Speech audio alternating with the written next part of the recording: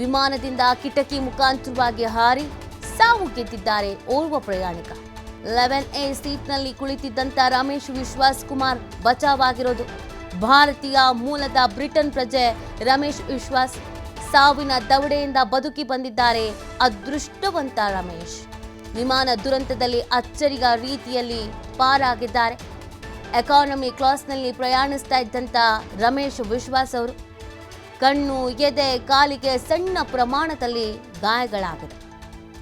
ರಮೇಶ್ ವಿಶ್ವಾಸ್ ಪ್ರಾಣಾಪಾಯದಿಂದ ಪಾರಾಗಿದ್ದಾರೆ.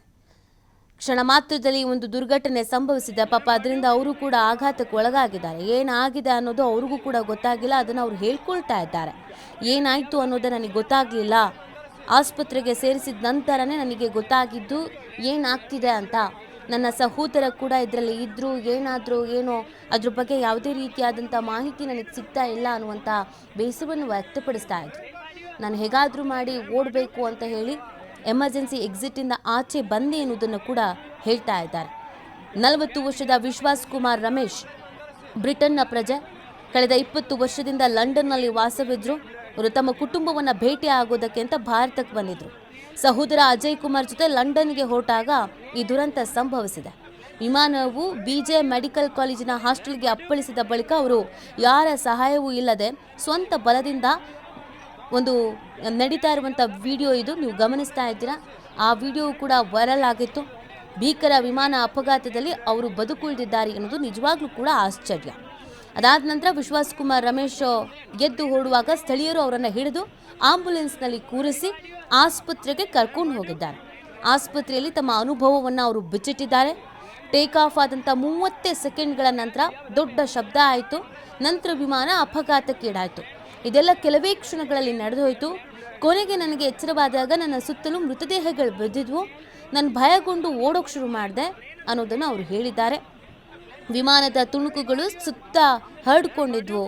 ಯಾರು ನನ್ನನ್ನು ರಕ್ಷಿಸಿ ಆಂಬ್ಯುಲೆನ್ಸ್ನಲ್ಲಿ ಹಾಕಿದ್ರು. ಇಷ್ಟು ಮಾತ್ರ ನನಗೆ ಗೊತ್ತಿದೆ. ಅದನ್ನು ಹೊರತುಪಡಿಸಿ ಇನ್ಯಾವುದು ಕೂಡ ನನಗೆ ಗೊತ್ತಿಲ್ಲ ಅನ್ನೋದನ್ನು ಹೇಳ್ಕೊಳ್ತಾ ಇದ್ದ. ಅವರ ಎದೆಯ ಭಾಗ, ಮುಖ, ಕೈಕಾಲು ಇಲ್ಲಿಗೆ ಸ್ವಲ್ಪ ಮಟ್ಟಿಗೆ ಸಮಸ್ಯೆಗಳಾಗಿದೆ, ಹಾನಿಯಾಗಿದೆ. ಆದರೆ ಸದ್ಯಕ್ಕೆ ಅವರು ಟ್ರೀಟ್ಮೆಂಟನ್ನು ಪಡ್ಕೊಳ್ತಾ ಇದ್ದಾರೆ. ಬದುಕುಳಿದಿದ್ದಾರಲ್ಲ ಅನ್ನುವಂಥದ್ದೇ ಈಗ ಅವರ ಫ್ಯಾಮಿಲಿಗೆ ಖುಷಿಯ ವಿಚಾರ. ಆದರೆ ಇವರ ಜೊತೆಗೇನೆ ಪ್ರಯಾಣ ಮಾಡ್ತಾ ಇದ್ದಂಥ ಇವರ ಸಹೋದರ ನಾಪತ್ತೆ ಆಗಿದ್ದಾರೆ ಎನ್ನುವುದನ್ನು ಅವ್ರು ಹೇಳ್ತಾ ಇದ್ದಾರೆ. ಈ ಬಗ್ಗೆ ಅಧಿಕೃತವಾದಂಥ ಮಾಹಿತಿ ಸಿಗಬೇಕಾಗತ್ತೆ. ಸಾವನ್ನೇ ಗೆದ್ದು ಬಂದ ರಮೇಶ್ ಕಣ್ಣು ಮುಚ್ಚಿ ತೆರೆಯುವಷ್ಟರಲ್ಲಿ ದುರಂತ ನಡೆದೇ ಹೋಯ್ತು. ನನ್ನ ಜೀವ ಉಳಿಸಿಕೊಳ್ಳೋದಕ್ಕೆ ಓಡೋಡಿ ಬಂದಿ ಎನ್ನುವುದನ್ನು ಹೇಳ್ಕೊಳ್ತಾ ಇದ್ದಾರೆ. ನನ್ನನ್ನು ಯಾರೋ ಎತ್ಕೊಂಡು ಆಸ್ಪತ್ರೆಗೆ ದಾಖಲಿಸಿದ್ರು. ಅವರಿಗೇನು ಗೊತ್ತಿಲ್ಲ ಪಾಪ. ವಿಮಾನ ಟೇಕ್ ಆಫ್ ಆದಂಥ ಕೆಲವು ಸೆಕೆಂಡ್ಗಳಲ್ಲಿ ತಂದ ದುರಂತ ಸಂಭವಿಸಿತು. ವಿಮಾನದಲ್ಲಿದ್ದಂಥ ನನ್ನ ಅಣ್ಣ ಏನಾದ ಅಂತ ಗೊತ್ತಿಲ್ಲ. ಕರಾಳ ಘಟನೆಯ ಭೀಕರತೆಯನ್ನ ಬಿಚ್ಚಿಟ್ಟಿದ್ದಾರೆ ಗಾಯಾಳು ರಮೇಶ್. ಸಾವನ್ನೇ ಗೆದ್ದು ಬಂದಿದ್ದವರು ಇವರು. क्या भैया बता पैसेंजर